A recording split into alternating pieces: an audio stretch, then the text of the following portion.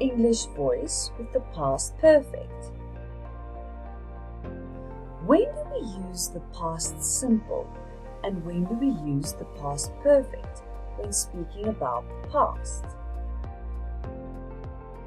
We use the past simple to refer to definite time in the past, when we specify the time or how long, and usually with past time expressions such as yesterday, 2 weeks ago, last year, in 1995, etc.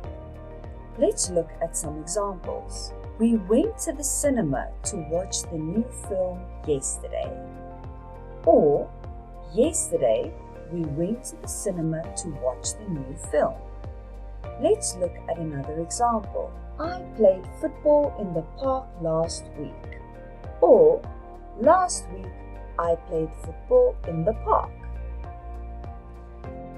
The past perfect refers to time up to a point in the past, time up to then, just as the present perfect refers to something that happened in the time up to the moment of speaking, time up to now. Let's look at an example. We had gone to the cinema to watch the new film last year when it was released. The formula we use is had plus past participle. Let's look at another example of our own. The children had made a mess.